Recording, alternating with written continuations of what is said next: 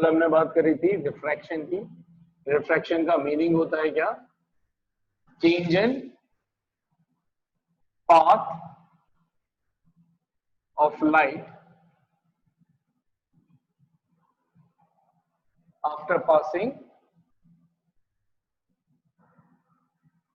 From one medium to another, one medium to another medium. ठीक है,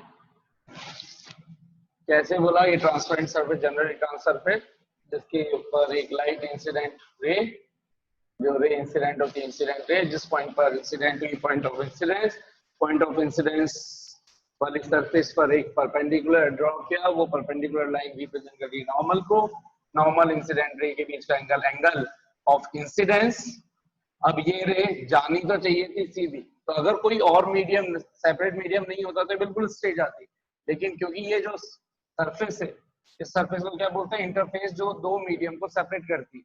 तो जो इंटरफेस है वो सेपरेट करिए एक M1 मीडियम और एक M2 मीडियम। फॉर एग्जांपल समझने के लिए हमने माना था एयर वाटर। तो अब ये रे या तो बैंड इधर हो सकती थी या इधर हो सकती थी। तो जब हमने कल बताया था कि ये अगर एयर ऊपर वाला मीडियम ले ले, नीचे वाला वाटर ले ले, तो एयर के थ्रू जो रे है, इंसिडेंट रे, वो इजीली ट्रैवल कर सकती है, जो कि कहलाता है ऑप्टिकली रेयर मीडियम, और वाटर के कंपैरिजन में कहलाता है ऑप्टिकली डेंसर मीडियम। तो जब रेयर से डेंसर के अंदर आती है तो ये अपने पाथ से शिफ्ट होकर के किधर की तरफ मुड़ जाती है? टुवर्ड्स द नॉर्मल, और ये कहलाता है angle R, angle of refraction. ठीक है, अच्छा, इसी के अंदर एक चीज और, ये पाथ होना चाहिए था स्ट्रेट। जो लाइट है इंसिडेंट रे, अगर इसका इंसिडेंट रे का एक्चुअल पाथ बनाते तो ये होता, ये अपने पास से जितने से बैंड हुई, जितने से डेविएट हुई, उस एंगल को बोलता है angle of deviation. So what is angle of deviation? वो एंगल कौन से डायरेक्शन के अंदर? जिस डायरेक्शन में कॉरेस्पॉन्डिंग फेनोमेनन अकर हो रहा हो। रिफ्लेक्शन हो रहा है तो रिफ्लेक्शन के लिए देखेंगे, रिफ्रैक्शन हो रहा है तो रिफ्रैक्शन के लिए देखेंगे। तो जिस डायरेक्शन में रिफ्लेक्शन हो रहा है, उस डायरेक्शन में जो एक्चुअल इंसिडेंट रे आनी चाहिए थी, वो अपने एक्चुअल पाथ से कितने से बैंड हो गई, यानी कि ये वाली जो डॉटेड लाइन है वो बैंड होकर के ये रिफ्रैक्टेड रे में जो कन्वर्ट होगी। तो रिफ्रैक्टेड रे और इनिशियल इंसिडेंट रे के बीच का एंगल क्या कहलाएगा? Angle of deviation. ठीक है, इतना सभी को समझ में आ जाना चाहिए। तो इसका रिफ्रैक्टिव इंडेक्स μ1 मान लिया, इसका रिफ्रैक्टिव इंडेक्स μ2 मान लिया, रिफ्रैक्टिव इंडेक्स और μ1 μ2। ठीक है, μ1 का मतलब है यहाँ पर म्यू एयर समझने के लिए, और μ2 का मतलब है म्यू वाटर, μw सिंपली लिख सकते हो आप μw। अच्छा, इसके बाद हमने पढ़ा कि अगर इसी तरह से अगर ये डेंसर टू रेयर में होती तो क्या हो जाती है? रे ट्रांसफर होने के बाद अपने एक्चुअल पाथ से नॉर्मल से अवे जानी चाहिए थी ऐसे सीधी, लेकिन ये अपने पास से बैंड हो जाएगी। तो इस टाइम पे ये इसका कहलाएगा angle of deviation. Whatever angle by which it would be deviating, that angle is called as angle of deviation. ठीक, अच्छा, नेक्स्ट हमने कल बात करी थी लॉज ऑफ रिफ्रैक्शन। रिफ्रैक्शन के क्या लॉज होते हैं? तो there are two laws basically. First law हमने बोला था कि incident ray, normal and refracted रे। ठीक वैसे जैसे रिफ्लेक्शन में देखा था, all lie in same plane. Same plane का मतलब मैं कल बता चुका था आप लोगों को कि यानी कि यहाँ पर एक अगर मैं 2D फ्रेम बना दूं तो तीनों की तीनों लाइन, इंसिडेंट रे, नॉर्मल और रिफ्रैक्टेड रे, सभी एक 2D फ्रेम के अंदर एनक्लोज हो जानी चाहिए। कोई भी बाहर 3D फॉर्म में नहीं रहनी चाहिए। रिफ्रैक्शन होने की वन ऑफ द कंडीशन या one of the law. Second law जिसको बोला जाता है स्नेल्स लॉ, जो आपने बचपन में पढ़ा था 10th क्लास के अंदर। स्नेल्स लॉ ये कहता है कि the ratio of sine angle of both the mediums, the ratio of sine angles of both the medium always remains constant, यानी कि sin i to the sin r is always remains constant। और बाद में जब पता चला तो ये कांस्टेंट निकल करके आया रिलेटिव रिफ्रैक्टिव इंडेक्स के बराबर। रिलेटिव रिफ्रैक्टिव इंडेक्स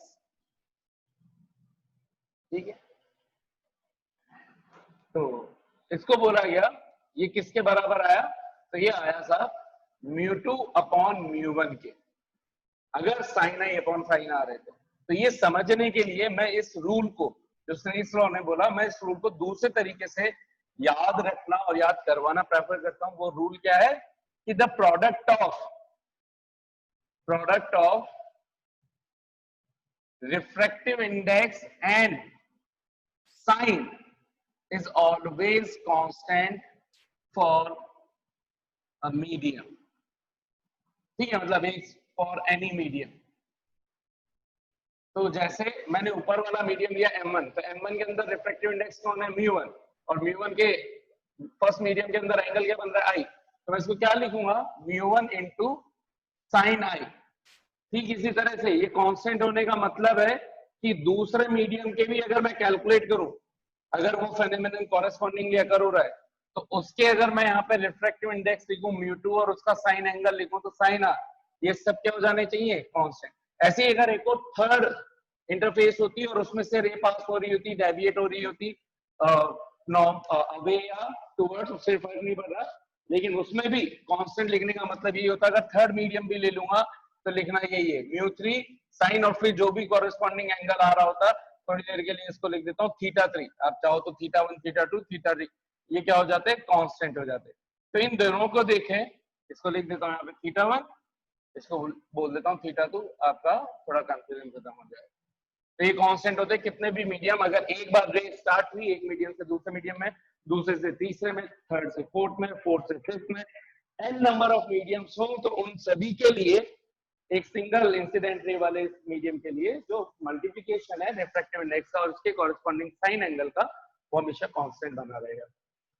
इन दोनों को लें तो फर्स्ट मीडियम सेकंड मीडियम के अंदर θ1 है i, θ2 है r, तो यहाँ पे हमें मिलता है μ1 sin i is equals to μ2 sin r, और यहाँ से हमें ये वाला रिलेशन निकल करके आ रहा है, देखिए sin i upon sin r जो स्नेल्स लॉ बोलता है वो किसके बराबर हो जाना चाहिए, sin i के नीचे sin r ले गए तो ये μ2 के नीचे μ1 आ जाएगा, तो μ2 अपॉन μ1, और इसको रिप्रेजेंट हमने कैसे किया था, 1 μ2, इसको रीड क्या किया था, रिलेटिव रिफ्रैक्टिव इंडेक्स, रिलेटिव बोलो मत बोलो लेकिन बाकी का पूरा बोलना जरूरी है, या तो रिलेटिव या simply refractive index of second medium with respect to refractive index of first medium, ये इसका स्टेटमेंट है।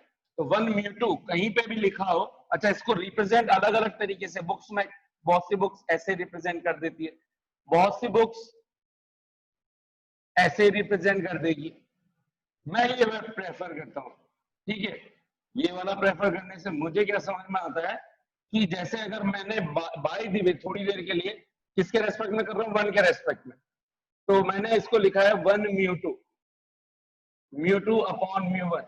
मान लीजिए कोई ऐसा मीडियम हो जिसके रेस्पेक्ट में उसका रिफ्रैक्टिव इंडेक्स 1 चल रहा होता, तो आंसर क्या लिख रहा होता मैं, μ2 अपॉन μ1 इज इक्वल्स टू μ2, तो उस टाइम पे 1 कुछ भी नहीं होता, तो ये लिख देता मैं μ2 इज इक्वल्स टू μ2, तो समझने में मुझे इससे आसानी रहती है, इसलिए मैं इसको प्रेफर करता हूं।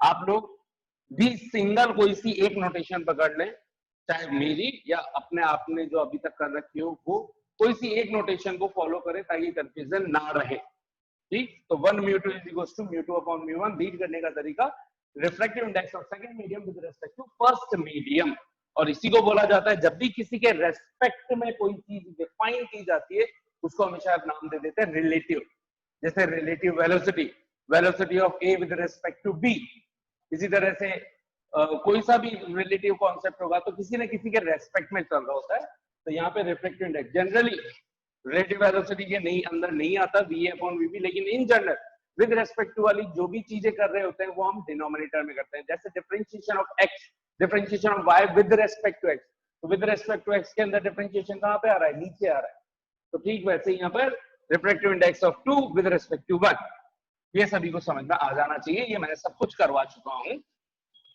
कल तक। ऑप्टिकल डेंसिटी मैंने डिफाइन कर दी थी, ऑप्टिकल डेंसिटी का मतलब वो फेनोमेनन, ऑप्टिकल डेंसिटी वो फेनोमेनन है लाइट के एक्सपेक्ट में जो हमें ये बताता है कि लाइट किस मीडियम से कितनी इजीली पास हो सकती है, यानी कि वो ये बताता है कि कोई सा मीडियम कितना अच्छा ट्रांसपेरेंट मीडियम है और कितना ज्यादा खराब ट्रांसपेरेंट मीडियम है, यानी कि ट्रांसल्यूसेंट है या कंप्लीटली नॉन ट्रांसपेरेंट है या ट्रांसपेरेंट है। जो मीडियम जितना ज्यादा ट्रांसपेरेंट, उसमें से लाइट उतनी इजीली पास हो जाएगी, और जितनी इजीली पास हो जाएगी उस मीडियम को बोलेंगे ऑप्टिकली रेयर मीडियम। जिस मीडियम से लाइट इजीली पास ना हो पाए फर्स्ट के कंपैरिजन में, वो बोला जाएगा ऑप्टिकली डेंसर मीडियम। ठीक है, यहां तक ये सब कुछ हम कर चुके थे। अच्छा, जल्दी से मेरे को आप लोग कुछ क्वेश्चंस में पूछो। मैंने कॉज ऑफ रिफ्रैक्शन भी बता दिया था कि cause of refraction is the bending of light का मेन कॉज क्या है, स्पीड। स्पीड अलग अलग मीडियम में अलग अलग होती है। कौन से मीडियम में? रेयर मीडियम के अंदर स्पीड ज्यादा होगी और डेंसर मीडियम के अंदर कम होगी स्पीड। ठीक है, अच्छा नेक्स्ट हम अभी एक दो क्वेश्चन जल्दी से आप लोग मुझे बता दीजिए कि मैंने बोला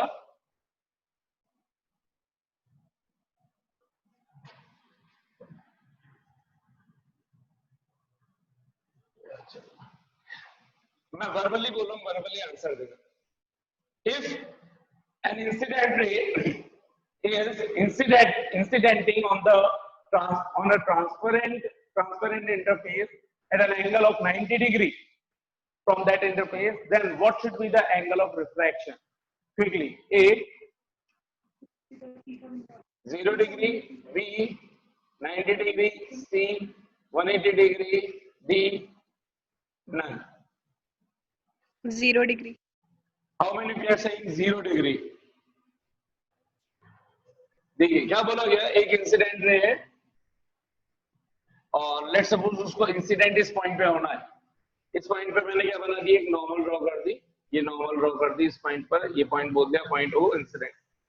अब बोला गया है कि इस, और ये हमारी इंटरफेस, तो देखिए रे यहाँ पे हो, यहाँ पे हो, यहाँ पे हो, 90 डिग्री कब बनाएगी, जब वो इंटरफेस के साथ, तो इंटरफेस के साथ 90 डिग्री बनाने के लिए रे को इसी लाइन के अलोंग आना पड़ेगा।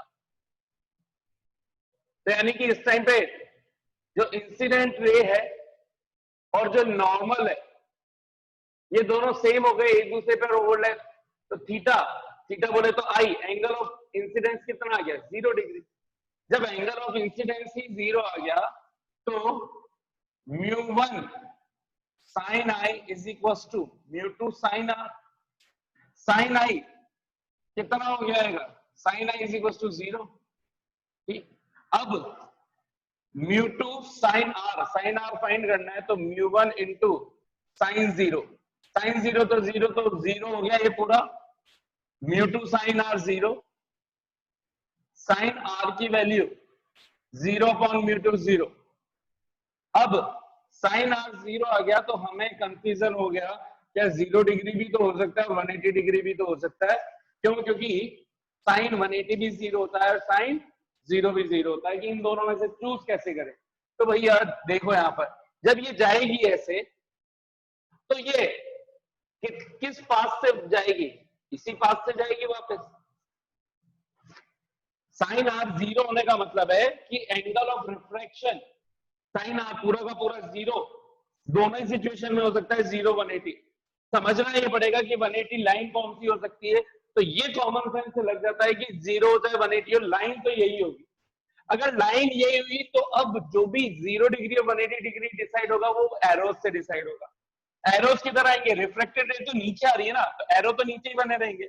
और इस पॉइंट के लिए, नीचे वाले पोर्शन के लिए नॉर्मल भी यही लाइन है, जैसे ऊपर वाली सरफेस के लिए नॉर्मल ये लाइन है, और इसके अंदर इंसिडेंट रे ऐसे नीचे आ रही है, तो इसके लिए नॉर्मल हम 0 डिग्री ऐसी तो ले रहे हैं। या सिंपल और अच्छे तरीके से बोलूं तो क्या बोलूंगा, angle between normal and incident ray is called angle I. Similarly refraction angle या एंगल ऑफ रिफ्रैक्शन क्या डिफाइन किया था, the angle between normal and refracted रे। तो नॉर्मल भी यही है और इंसिडेंट रे और रिफ्रैक्टेड रे भी यही है। देखो जैसे यहाँ पे ये रहा, तो इनके बीच का एंगल कितना होगा, 0 डिग्री। तो यहाँ पर हम क्या बोलेंगे 0 डिग्री, 180 नहीं बोला जाएगा। 180 का मतलब हो गया एक लाइन इधर जा रही है जबकि दूसरी उधर जा रही है, ठीक है। इवन वो तो हम रिफ्लेक्शन में भी नहीं बोलते। हाँ भाई, कितनों को क्लियर हो गया? ये लाइन रिपीट कर रहा था मैं, और अच्छे से बोलूं तो हम कहने का मतलब ये होगा कि there is no reflection if the light is incidenting perpendicular to the interface. Angle 0 होने का मतलब क्या हुआ, या साइन आर 0 होने का मतलब क्या हुआ कि लाइट डेविएट ही नहीं हो रही। और जब लाइट डेविएट ही नहीं हो रही तो हम तो रिफ्रैक्शन का नाम तो तब देते हैं जब लाइट अपने एक्चुअल पाथ से डेविएट हो जाए। और जब डेविएशन ही नहीं है तो काहे का रिफ्रैक्शन, काहे का रिफ्लेक्शन। एक तरह से इसको तो एक होमोजीनियस मीडियम की जैसे ये काम करता है इस वाली सिचुएशन में। तो ये ठीक वैसे है जैसे अगर पानी के अंदर आपने कॉइन डाल दिया, या पानी के ग्लास के अंदर नींबू डाल दिया, या कुछ भी इस तरह का ऑब्स्टिकल डाल दिया, और आप उसको दूर से देख रहे हो तो उसकी साइज वगैरह और जो डिस्टेंस है वो डिफरेंट दिखेगी। लेकिन बिल्कुल अगर आपने उसको ऐसे परपेंडिकुलर देख रहे हो तो आपको वो बिल्कुल अपनी ओरिजिनल पोजीशन पे नजर आएगा, कोई साइज वगैरह चेंज उसकी दिखेगी नहीं। इन्हीं कुछ चीजों का कॉन्सेप्ट का यूज करके मैजिशियन मैजिक दिखाते हैं, ठीक है। किसको ग्लास लिया, पानी का ग्लास लिया, अभी आगे रिफ्रैक्टिव इंडेक्स में समझाऊंगा ये एग्जांपल, उस टाइम ज्यादा सुटेबल लगेगा, ठीक है। तो उस टाइम हम मैजिक भी सीखेंगे भाई इस चैप्टर के अंदर, तो ये चीज आपकी क्लियर हो जानी चाहिए। तो this chapter is full of magic. Magician इस चैप्टर को बहुत अच्छे से यूज में लेते हैं। आपको बस ये समझ में आना चाहिए कि जो आप पढ़ रहे हो उसका डेली लाइफ में यूज क्या है ना। वरना टिकटॉक में वीडियोस तो बहुत सारे बन जाते हैं कि साला अल्फा बीटा लैम्डा थैम्डा साला काम क्या आ रहा है, तो वो उनके काम नहीं आ रहा है, वो एक अलग बात है। और फिर कौन है वो सलीम जावेद का छोरा फरहान अख्तर ये ना, वो पूछता है कि आसमान नीला क्यों, पानी गीला गीला क्यों है, गोल क्यों है जमीन। जब साइंस नहीं पढ़ते तो फिर ऐसी हालत होती है ना। उसने नहीं पढ़ रखा भाई, स्कैटरिंग इफेक्ट नहीं पढ़ रखा, क्या करे कि आकाश नीला क्यों होता है, sky why the sky is blue in colour, सब पढ़ेंगे इसमें, इसी चैप्टर में पढ़ेंगे। पानी गीला गीला क्यों है 11th ढंग से नहीं पढ़ी। उसके अंदर adhesive property of material to material नहीं पढ़ा उसने, जिसके अंदर कोहेसिव बॉन्ड वगैरह बन जाते हैं, है ना। उसका एक ओवल शेप और एक कॉन्वेक्स कॉनकेव शेप बन जाता है मेनिस्कस का, नहीं पढ़ रहा उसने। गोल क्यों है जमीन की, कोई सी भी चीज मूवेबल होती तो अपनी जो शॉर्टेस्ट मिनिमम साइज में रहना चाहिए, तो कोई सी भी शॉर्टेस्ट साइज कर दो वो आपकी निकल करके स्फेयर ही बनेगी, स्फेरिकल बनेगी, इलेप्टिकल नहीं बनेगी। पाथ एक बार को इलेप्टिकल होता है, चीज जो मिनिमम रहेगी वो स्फेरिकल शेप। खैर डजंट मैटर। तो इसलिए साइंस पढ़ना जरूरी है और साइंस को फिर अप्लाई करना भी जरूरी है। साइंस को अप्लाई किया कीजिए, ठीक है। नेक्स्ट हम बात कर रहे हैं साहब, ये हो गए हमारे लॉज ऑफ रिफ्लेक्शन। फिर इसके अंदर मैं एक अपनी तरफ से तो नहीं बोलूंगा, अच्छे अच्छे बुक्स से जो मैंने भी आज तक ऑब्जर्व किया और जो चीजें सीखी उसके बेस पर एक थर्ड लॉ बोल सकते हैं, तो है नहीं।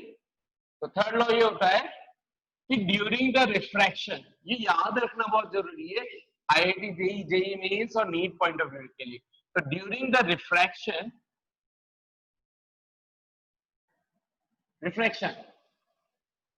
frequency and phase of light do not change। ये एक बड़ा इंपॉर्टेंट कॉन्सेप्ट है। ड्यूरिंग द, केवल रटना हो तो फिर पूरा रटना है ना। During the refraction frequency and phase of light do not change until there is relative motion between source and observer। तो अब रटोगे तो ये यहां तक रटोगे, यहां तक नहीं रटोगे। जो बायोलॉजी वाले हैं जो परफेक्ट होते हैं, सॉरी, तो जो परफेक्ट होते हैं एकदम खटाक से, है ना, इस तरह से रटते हैं कि उनके माइंड में ना एकदम अगर ये आंखों में देखेंगे तो उनके सामने वही पेज वही चीज लिखा हुआ दिख जाता है हमको। इतना खतरनाक रटते हैं बहुत से लोग, मैं भी रटता था कभी, इसलिए पता है। तो रटो तो ये यहाँ तक पूरा रटना कि ड्यूरिंग द रिफ्रैक्शन क्या क्या चीज चेंज नहीं होती है, लाइट की फ्रीक्वेंसी चेंज नहीं होगी और फेज चेंज नहीं होगा, प्रोवाइडेड कि जब तक कोई रिलेटिव मोशन नहीं है। लाइट और ऑब्जर्वर के बीच में अगर कोई रिलेटिव मोशन ना हो, जैसे ट्यूबलाइट चल रही है, ट्यूबलाइट अपनी जगह पे, सोर्स ऑफ लाइट फिक्स है और मैं यहां से ऑब्जर्व कर रहा हूं, मैं भी हिल नहीं रहा हूं, तो अगर मैं नहीं हिल रहा हूं और लाइट मेरे पास आ रही है तो उसकी फ्रीक्वेंसी फेज में कोई चेंज नहीं होगा ड्यूरिंग द रिफ्लेक्शन, भले ही मीडियम्स चेंज हो रहे हैं, एक तरफ वाटर है, एक तरफ एयर, कुछ भी व्हाटएवर, ठीक है। So you need to understand this और you need to note this right now. इसको हम डॉपलर इफेक्ट के अंदर थोड़ा सा और डिटेल के अंदर जाकर के पढ़ेंगे, वेव ऑप्टिक्स के अंदर, वहां आपको और अच्छे से समझ में आएगा क्या होता है, ठीक है साहब। सर हाँ सर यहाँ पे फेज से क्या मतलब है? सिंबल सिंबल सिंबल सिंबल सिम्बा सर सी सी, और स्पीड ऑफ लाइट अगर इसके अंदर vm मान लो तो c/vm। तो what is the definition of